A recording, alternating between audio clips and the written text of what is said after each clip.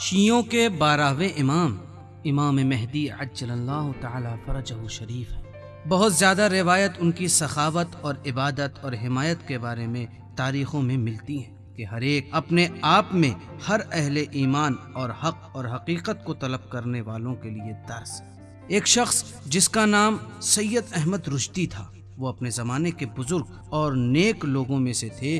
وہ کہتے ہیں سن 1280 ہجری کے سال میں مراسم حج کو ادا کرنے کے ارادے سے رشد سے تبریز پہنچے اور اپنے کچھ دوستوں کے ساتھ ایک قافلے کے ہمراہ مکے کی طرف جانے لگے، اور راستے میں اپنے دوستوں کے ساتھ باتوں میں مشغول تھے اور اسی وجہ سے قافلے سے پیچھے رہ گئے۔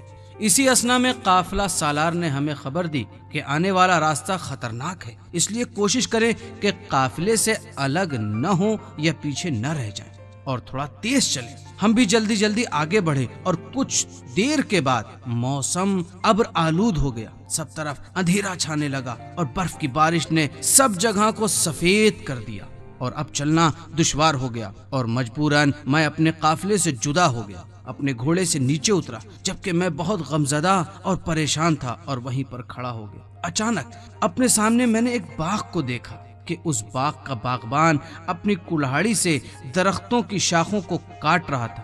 باغبان آگے بڑھا اور کہا، کون ہو تم؟ میں اپنے قافلے سے چھوٹ گیا ہوں اور مجھے راستہ پتہ نہیں ہے۔ 2 رکعت نماز نافلہ پڑھو تاکہ تمہیں تمہارا راستہ مل جائے۔ سید احمد نے 2 رکعت نماز نافلہ پڑھی اور باغبان پھر وہاں آیا اور اس نے کہا، کیا ابھی تک راستہ نہیں ملا؟ نہیں، خدا کی قسم مجھے ابھی تک اپنا راستہ نہیں ملا۔ تو پھر زیارت جامعہ پڑھو۔ سید احمد نے جبکہ زیارت جامعہ کو حفظ نہیں کیا تھا، لیکن پھر بھی اس نے زیارت جامعہ کو پڑھا۔ پھر باغبان آگے بڑھا اور کہا، کیا ابھی تک یہیں ہو اور اپنے سفر پر روانہ نہیں ہوئے؟ مجھے تو ابھی تک اپنا راستہ ملا ہی نہیں اور میں کھو گیا ہوں۔ پھر اچھا ہوگا اگر زیارت عاشورہ پڑھو۔ سید احمد زیارت عاشورہ پڑھنے میں مشغول ہو گیا، اور جب زیارت تمام کی تو باغبان نے اس سے کہا، کیا ابھی تک نہیں گئے؟ مجبور ہوں کہ صبح تک یہیں رہوں کیونکہ اپنا راستہ نہیں ڈھونڈ پایا۔ رکو، میں تمہیں تمہارے قافلے تک پہنچاتا ہوں۔ باغبان اس گدھے پر سوار ہوا اور سید احمد کو اپنے پیچھے سوار کیا، اور وہ لوگ راستہ طے کرنے لگے جبکہ اس باغبان کا ہاتھ سید احمد کے زانوں پر رکھا ہوا تھا۔ باغبان نے کہا، کیوں نافلہ نمازوں کو ترک کرتے ہو اور زیارت عاشورہ اور جامع کبیرہ نہیں پڑھتے ہو؟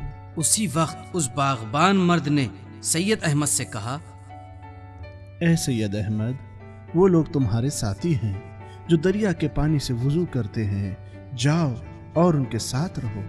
یہ کون تھا جس نے مجھے اتنی جلدی اپنے مقصد تک پہنچایا اور اس علاقے میں جو ایران سے اتنا دور ہے مجھ سے فارسی میں بات کی اور اس قدر مجھے نماز نافلہ اور زیارت عاشورہ اور زیارت جامع کبیرہ پڑھنے کے لیے تاکید و سفارش کی؟ سید احمد اسی فکر میں مشغول ہو گیا، اور جب اس نے پلٹ کر دیکھا تو اس باغبان کا کوئی نام و نشان باقی نہ تھا۔ وہ سمجھ گیا کہ یہ شخص وہی مظلوموں اور محتاجوں اور بیچاروں کی مدد کرنے والا ہے۔ وہ بقیت اللہ العظم تھے کہ جو کمزوروں اور محتاجوں اور فریاد رسوں کے فریاد رس ہیں۔